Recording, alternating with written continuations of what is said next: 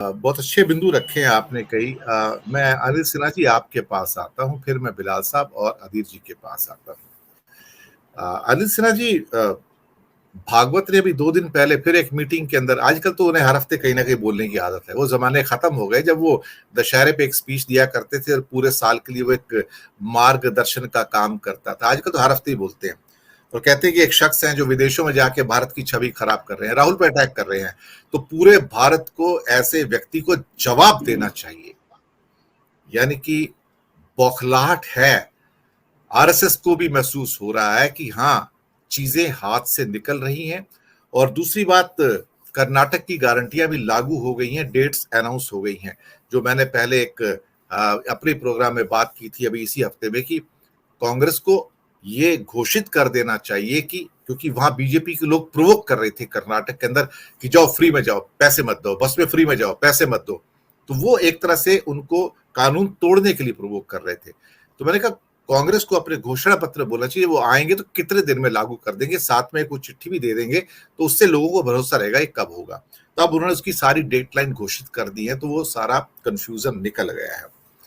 Anil Sinha ji, under current तो अब है, और ये चाहे पहलवानों का मसला हो, अनैतिकता का मसला हो, या इसके अलावा जो बाकी चुनाव के अंदर जो उन्होंने मार खाई है, एक परसेप्शन तो बन रहा है कि दिस गवर्नमेंट, यानी कि BJP government, is as corrupt, as inefficient, और फॉरेन में जाके एक नकली छवि बनाकर आडंबर और पाखंड करके अपने आप को एक महामानव बनाने की कोशिश कर रही है, जो अब जमीन पर भारत में सफल होती नजर नहीं आ रही है। तो अंडर करंट इनके फेवर में नहीं है। अनिल सिन्हा जी। ये जो अंडर करंट की बात है, तो 2024 के पहले ही कर्नाटक चुनाव ने इस अंडर करंट को एक्सप्रेस कर दिया।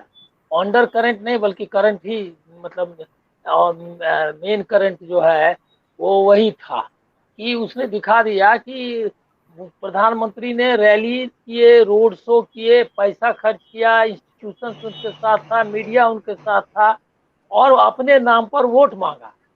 मतलब उनको ये कंफ्यूजन अभी तक था, मतलब अब कर्नाटक के बाद रहेगा कि नहीं मालूम नहीं, लेकिन कर्नाटक तक ये कंफ्यूजन था कि मैं तो, मेरे नाम पर तो, मुझको तो है ताकत की चुनाव जितवा सकते हैं, हरवा सकते हैं।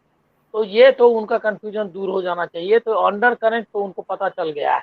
और मुझको लग रहा है कि जो कुछ संसद में आपको दिखाई दिया, उसके पीछे यही अंडर करंट का परसेप्शन, जो कर्नाटक चुनाव आने के पहले ही उनको अंदाजा लग गया था उन लोगों को।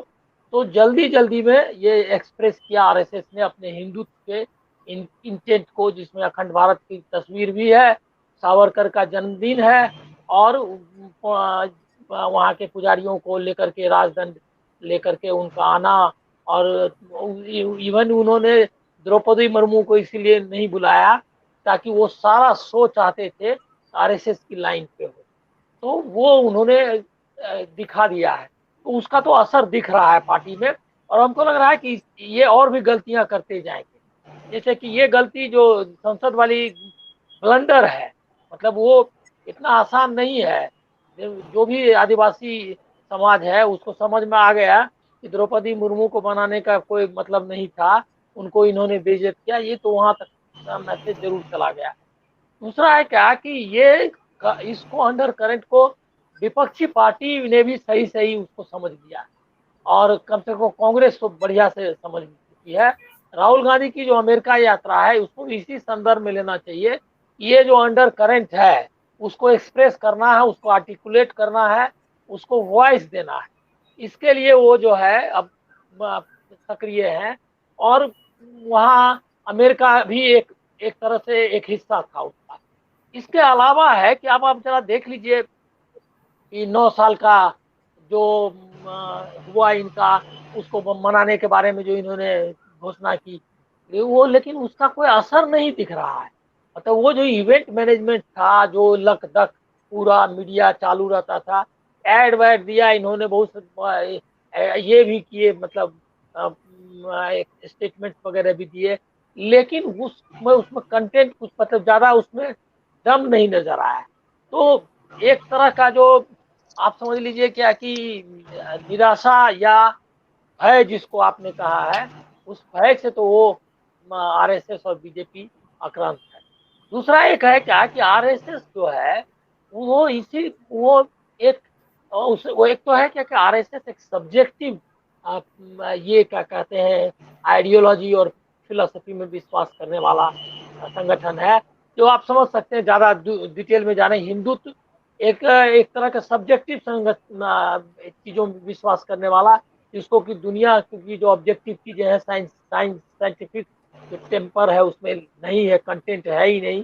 तो वो अभी तक ये समझ रहा था कि उन्होंने जीत लिया, हिंदुस्तान को जीत लिया। अब ये मैटर ऑफ टाइम है कि वो जो है इसकी घोषणा कर देंगे कि हिंदू राष्ट्र बन गया है। तो ये उनको जो अब सब्जेक्टिव ये परसेप्शन उनका था कि भारत में बोलने भी लगे ना, भागवत वगैरह का स्टेटमेंट आपने मोहन जी का देखा होगा।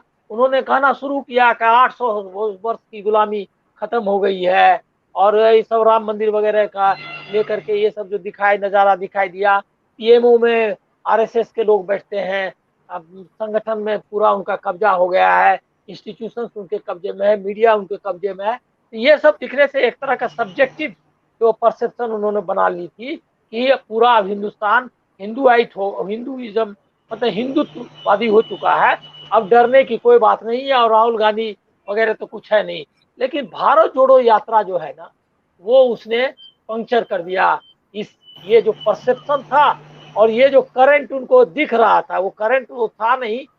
बीच में कई चुनाव वो हारे और मैनिपुलेट करके सत्ता में आए, लेकिन उनको लग रहा था। तो हमको लग रहा है कि ओवरऑल जो अंडर करंट है उससे दोनों पक्ष वाकिफ है, विपक्ष भी वाकिफ है और सत्ता पक्ष भी वाकिफ है।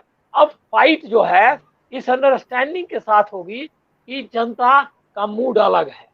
और ये 2024 का और 2019 में ये फर्क है कि ये डिस्टिंक्ट अंडर करंट है, जो कि आप सरफेस पर दिखाई देने लगे। जी।